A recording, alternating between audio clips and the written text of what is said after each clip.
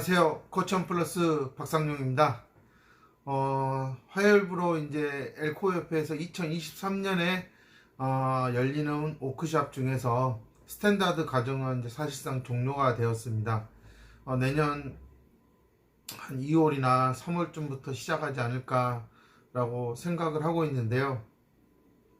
뭐 이제 남은 거는 이제 부산에서 열리는 베이직 과정 하나, 이거 말고는 공식적인 이제 FI 교육이 없어진다고, 올해는 끝났다고 이제 보시면 될 것 같아요. 제가 1년 동안 FI 워크샵에서 치료사들을 만나고 하면서 느꼈던 점은, 상당히 많은 치료사들이 센터에 찾아오는 아이들의 지능이 떨어져 가고 있는 현실에 대해서 상당히 심각함을 느꼈고 위기감을 느끼고 있다.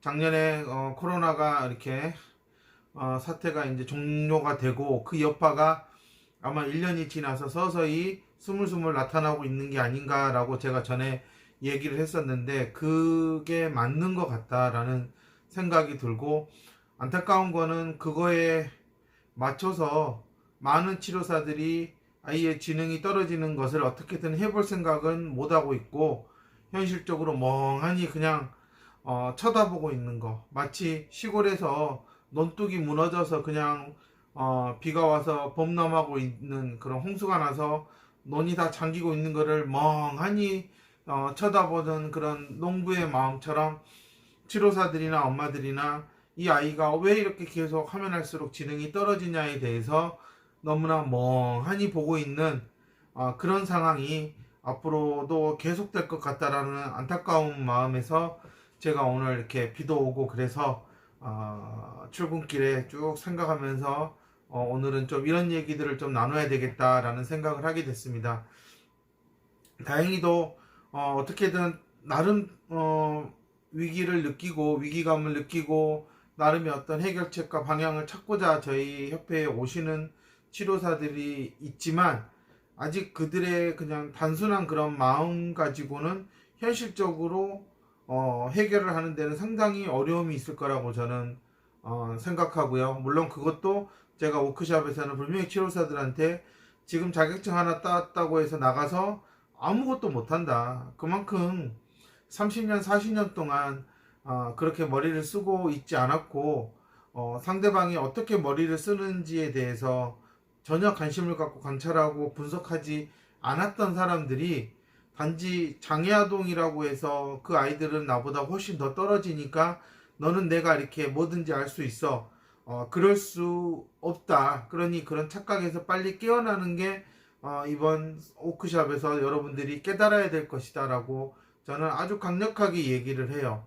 그리고 실제적으로도 워크샵에서 교육을 시켜보면, 제가 카페에 글에서도 항상 얘기하지만, 석사냐 박사냐 뭐 치료 경력이 몇 년이냐 뭐 내가 센터를 몇 개 갖고 있느냐 아무 의미 없다.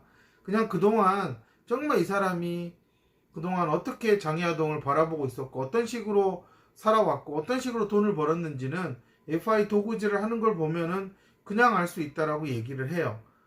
제가 그런 얘기를 하면 다들 그냥 웃어 넘기지만, 시간이 지나면 지날수록 다들 저한테나 뭐 다른 트레이너한테도 어떻게 이렇게 짧은 시간 안에 저희들을 정확하게 파악하고 있고 저희들이 고민하는 문제에 대해서 정확하게 해결책이 나올 수 있느냐, 마치 점쟁이 같다라고 얘기를 해요.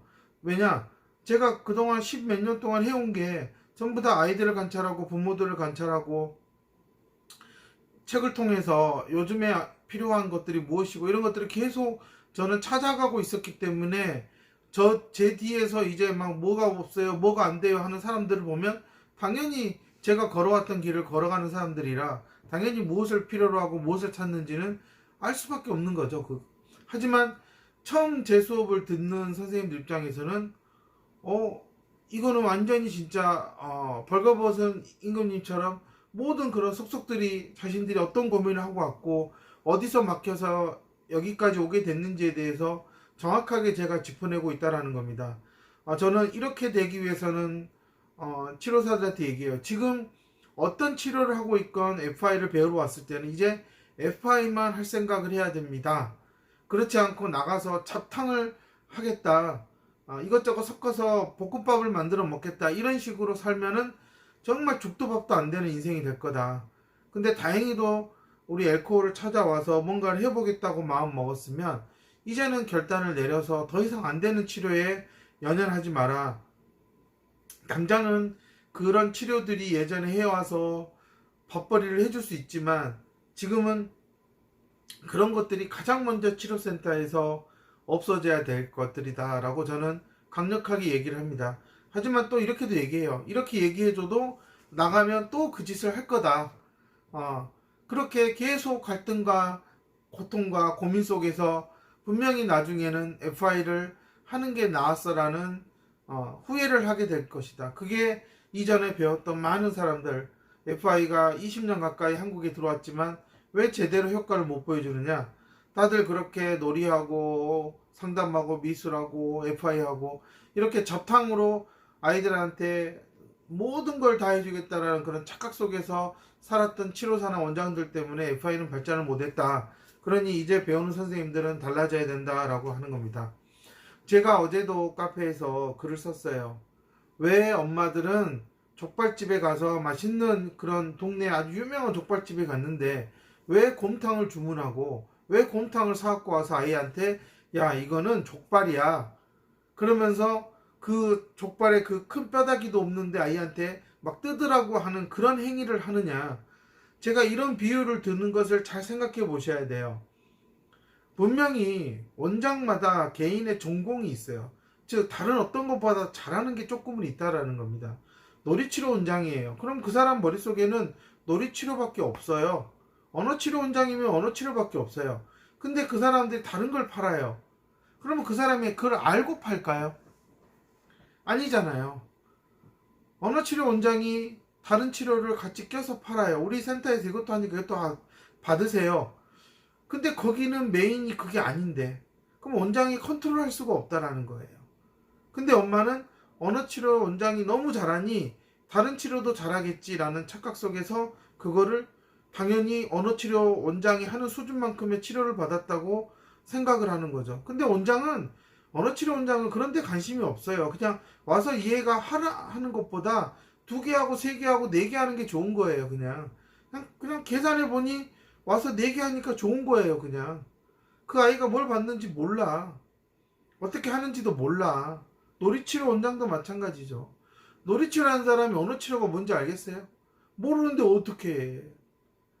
와서 놀이치료 원장한테 놀이치료 받았는데 언어치료도 받는데 뭐 감통도 받는데 뭐 그룹도 받고 뭐 한대. 근데 원장은 자기가 하는 수업 아니면 모른다니까요. 그게 엄청난 노력이 필요한 거거든요. 모든 관리를 하려면 사례를 선생님한테 보고하라 그러고 그 보고서 일일이 검토해서 선생님이 제대로 가고 있는지 피드백을 줘야 돼요. 하다못해 내가 놀이치료를 해보니 네가 하는 언어치료가 별로 도움이 안 되는 것 같더라. 그러니 너 언어치료 좀 제대로 해라. 언어치료 원장 입장에서는 선생님 내가 언어치료 하는데 놀이치료에서 좀 서포트 해줘야 될 부분이 안 되는데 왜 좀 더 신경 써야지 하고 좀 이렇게 쪼여야 되는데 그런 걸 못 한다니까요. 그런 거 할 시간도 없어. 원장이 수업이 너무 많으면 사실상 그런 걸 컨트롤하기가 어려운 거예요. 엄마들은 근데 그거를 그 원장이 유명하니까 나 거기서 언어치료 받았으니까 다른 치료도 다 그만큼 받았어 라는 착각으로 오는 거야. 아이한테도 그런 착각인 거예요. 근데 직접 치료를 받는 것은 아이잖아요. 아이는 선생님들 파악이 빠르다는 거예요. 그렇기 때문에 치료센터에 2, 3년 이상 다닌 아이들은 거의 선생님들을 데리고 놀아. 근데 무슨 치료가 되겠어요? 아이가 선생님을 파악해서 데리고 놀아. 자신에게 유리한 쪽으로. 그러면 어떻게 되겠어요? 그건 치료가 아니라 그냥 노는 거예요. 그럴 바에는 그냥 놀이방 가서 집어넣지. 그러면은 놀이방 몇 번을 보낼 수 있는 돈을 그냥 치료액에 보내는 거잖아요. 저는 이런 것들 빨리 엄마들이 정신 차려야 된다. 진짜 프로라고 생각하는 사람한테 가서 정말 그 전문인 곳에 가서 그 전문인 것만 받아라. 왜 그 전문이 아닌 것에 가서 하냐 이거예요. 저는 이제 그런 점에서 좀 강남에 잘 사는 부모님들은 그게 분명해요. 여기는 뭘 잘하지. 그럼 그것만 해. 거기서 아무리 뭘 끼워 팔려고 원장이 막 얘기를 해도 안 넘어가요. 왜냐? 그건 돈 쓸 줄 알기 때문에. 근데 하지만 대부분의 엄마들은 그렇지 않아요. 동네 가서 조금만 얘기하면 그냥 원장들이 뭐라 뭐라 샤바샤바 하면 그냥 넘어가. 그리고 그냥 거기서 2개, 3개, 4개를 막 하고 있어요. 근데 치료사들 실력이 개판이야. 막 너무 형편없어요. 근데 무슨 인지치료를 해. 무슨 학습치료야. 저는 정말 전국에 얼마나 많은 학습치료사, 인지치료사가 있는지 모르겠지만 이 동영상을 본다면 내가 하고 있는 게 진짜 그게 인지치료인지 학습치료인지 좀 생각을 해봐요. 먹고 살려고 하는 짓인지 아니면 진짜 아이에게 도움되는 것인지 생각을 해보라는 거예요. 제가 가끔 얘기하지만 원장들도 생각해 봐야 돼요. 과연 이거를 내 자식에게도 권할 것인가? 저는 FI 제 자식에게 하는 만큼 제 자식에게 해주고 싶은 만큼 아이들한테 있는 그대로 해주는 걸 저는 원칙으로 삼아요. 내 자식한테 해줄 수 있어야지 남한테도 해줄 수 있는 거다. 부모님들이 뭘 나눠 먹어도 내 아이한테 건강하고 좋은 걸 만들었기 때문에 다른 아이한테도 먹으라고 하는 거예요. 근데 치료센터는 그렇지 않다라는 겁니다. 이건 정말 잘못된 거예요. 원장들이 너무나 지금 돈 벌기에 정신이 팔려 있다라는 거예요. 그냥 종합 쇼핑을 만들어 놓고 엄마들한테 돌리자는 거야. 바우처 하니까 엄마들 편하게 해주지 않느냐. 저는 얘기하잖아요. 바우처에 실력 있는 치료사가 없다고. 누가 2만원, 3만원 받고 회기당 2만원, 3만원 받고 아이를 치료해줘요. A급 치료사가 프로라는 사람이. 그럼 그 사람들이 공부를 10년, 20년 미쳤다고 왜 하냐는 거예요. 정말 좀 냉정하게 이제 생각해 봐야 된다. 왜? 또 내년이 다가오면 시련은 점점 커질 거니까. 저는 저한테 오는 아이들 분명히 인간답게 살게 만들어 드리겠다. 그래서 이렇게 해야 되는 거다. 이제는 좀 이런 것에 눈을 떠라. 자꾸 피상적으로 뭔가 확 좋아지는 그런 거 꿈꾸지 마라. 그러려면 나한테 처음부터 애기 태어나자마자 데려왔어야지. 근데 다 망치고 여기저기 돌다가 왔는데 갑자기 와서 좋아지는 거 꿈도 꾸지 마라. 시간이 걸린다. 근데 그 시간이 걸린 만큼 아이는 점점 좋아진다. 그거는 내가 분명히 자신있게 있게 말씀드릴 수 있다. 저는 이 정도의 어떤 자신감과 확신을 가지고 해야 되는데 원장들은 무조건 오면 얘는 이래요? 아 이런 진단을 받았어요? 그러면 이거 그냥 하세요 하고 패키지만 내미는 거예요. 이 치료사가 정말 내 자식한테 시킬 만큼 내 자식한테도 가해시킬 만큼 괜찮은 사람이에요 라고 말을 못한다니까요. 요즘은 특히 인지나 학습 쪽은 창피해서 말도 못해요. 10년 20년 뭐 학습 상담 그런 거 다 장난이라니까요. 저는 그렇게 해왔다는 사람들한테 솔직하게 말씀드리는 거예요. FI 배워보니까 다르지 않습니까? 정말 좋지 않습니까? 근데 우리 어렸을 때는 이런 교육이 없었어요. 왜냐 먹고 살기 바빴으니까. 근데 이제는 시대가 좋아졌어. 그러면 이런 교육을 받아야 된다라는 거예요. 근데 왜 안 하냐? 다들 바쁘다, 시간 없다, 돈 없다 그런 걸로 핑계 대는 거예요. 그러면 엄마들은 미쳤다고 세상에 시간 내가면서 빚어가면서 센터로 오냐는 거예요. 제가 이런 얘기하면 원장들은 저 사람 왜 저래, 치료사들은 왜 저렇게 자꾸 우리들의 안 좋은 것을 들춰낼까. 이거는 이미 애들이 다 알고 있는 거예요. 엄마들은 뭔가에 정신이 팔려서 여기저기 카페 다니면서 뭐 했네 하니까 쫓아가지만 가봤자 다 빚깡통들이라니까요. FI를 제대로 못하는 치료사들은 A급이 될 수가 없어요. 즉 치료센터에 오는 지능이 낮은 아이들한테 아무런 도움이 안 되는 그냥 길 가다 지나가다 만나는 아저씨 아줌마에 불과하다는 거예요. 좀 냉정하게 저는 바라봤으면 좋겠다라는 겁니다. 제가 많은 교육들에서 이렇게 얘기를 해도 실제로 변하는 사람이 거의 없어요. 정말 변하려면 진짜 자신이 가진 모든 것들을 내려놓고 깨끗하게 다시 시작해야 되는데 사람이 그럴 수는 없거든요. 그런 사람이 몇 명이나 될까?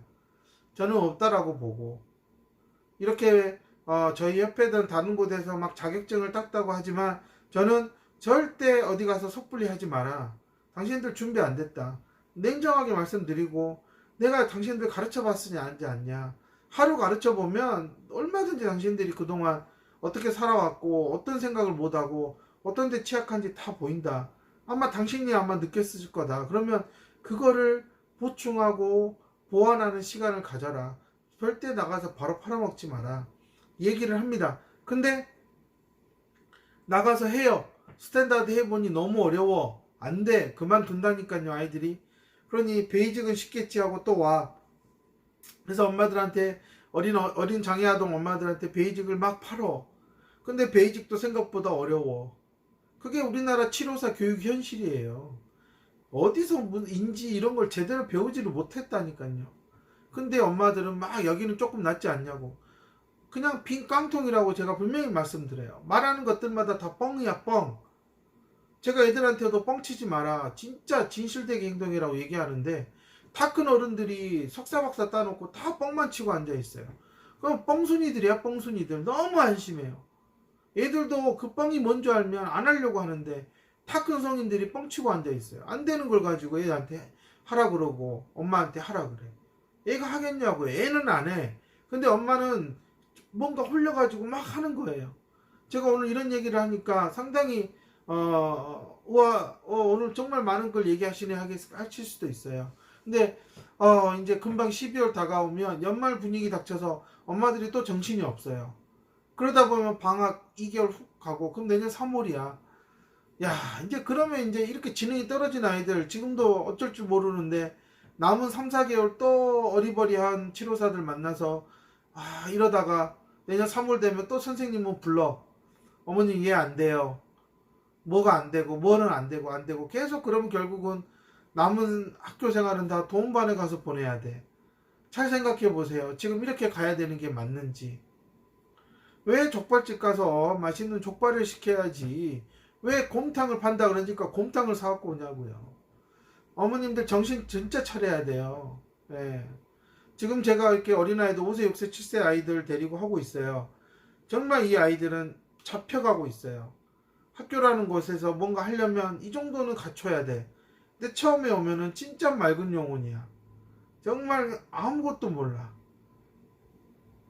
그런 상황에서 학교를 들어보낸다? 그러면 이 아이들이 뭘 할 수 있을까?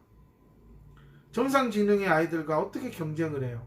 경쟁은 안 돼. 도저히 처음부터 시작점과 출발점이 다르니까.